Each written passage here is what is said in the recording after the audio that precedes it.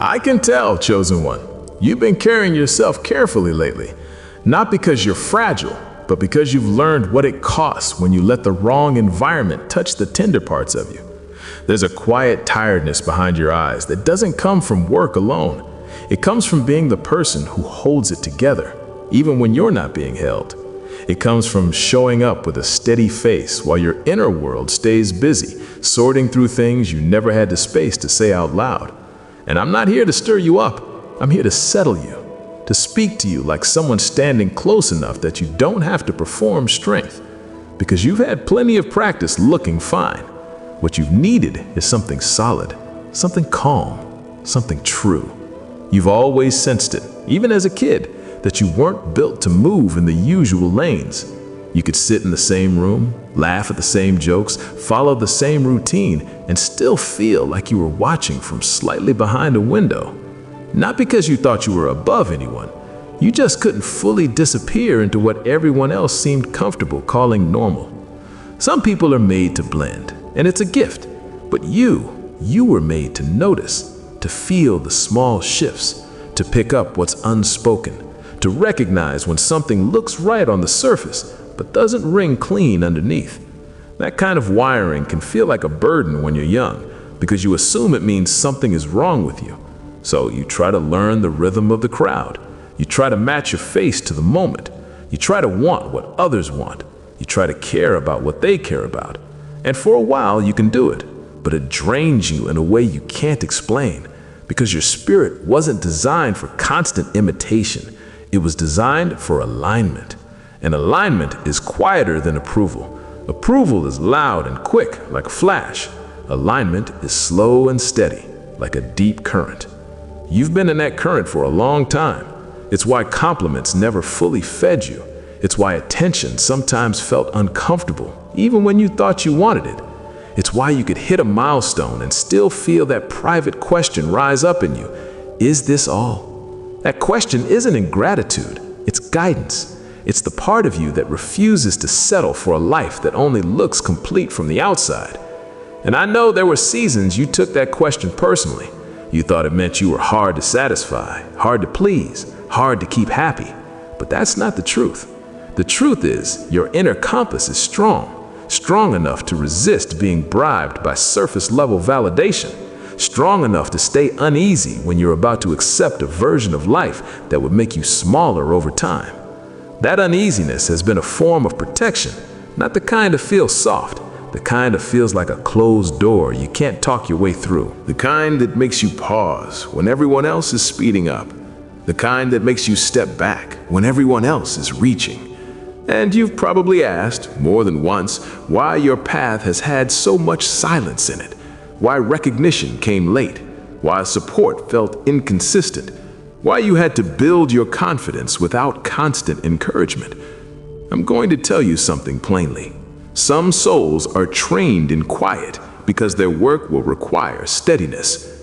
If your foundation depended on being cheered for, you'd collapse the first time the room changed its mind.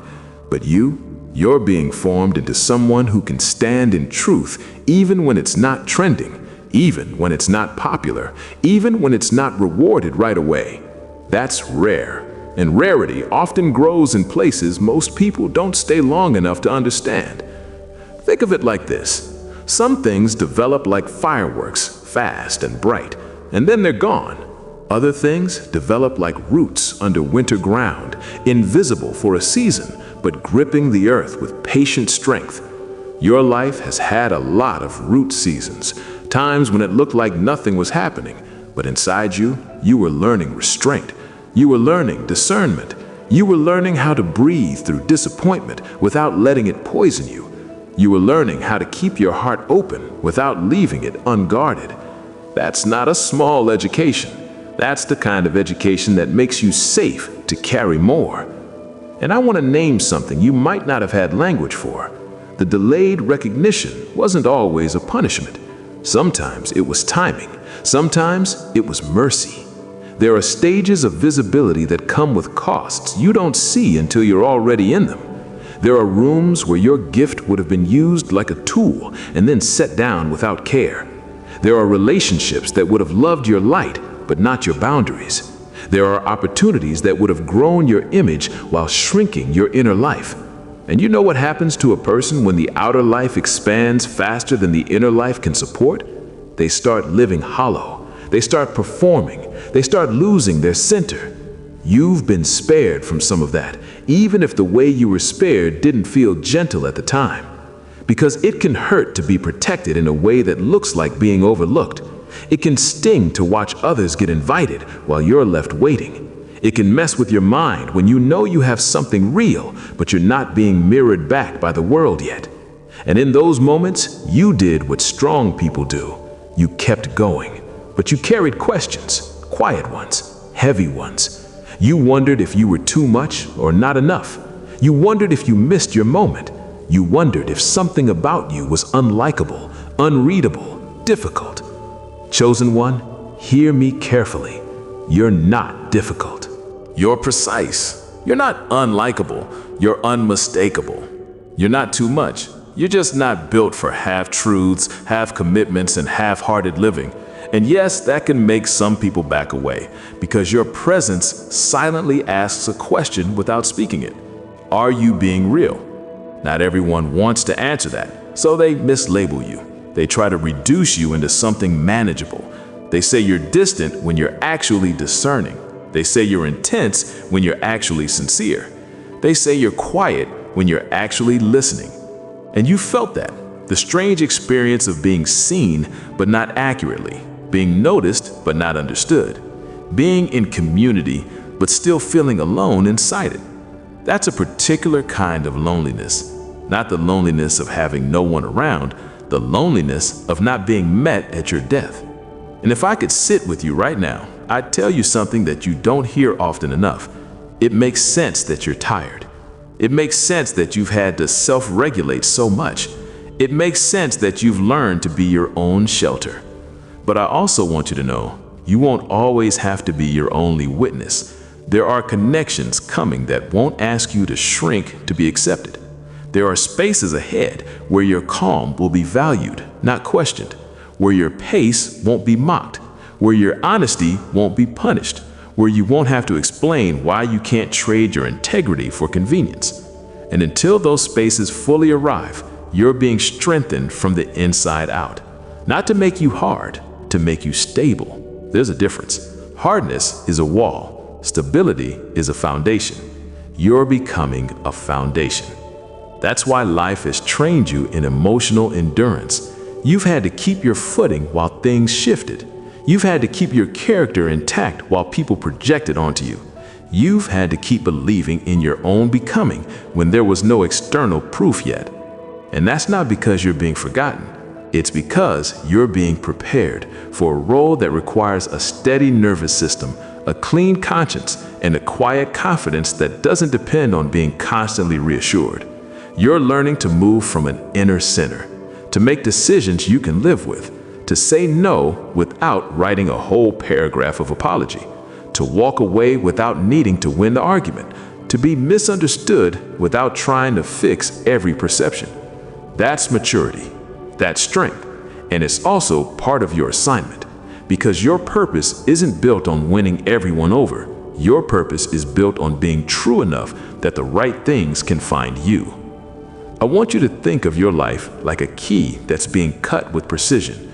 Every delay, every awkward season, every lonely stretch, every time you had to start over in your own mind, every time you had to rebuild your self-respect after someone handled you carelessly, each moment has been shaping the pattern. And it can feel frustrating because you look around and it seems like others are getting doors that open easily, but you're not being shaped for any random door.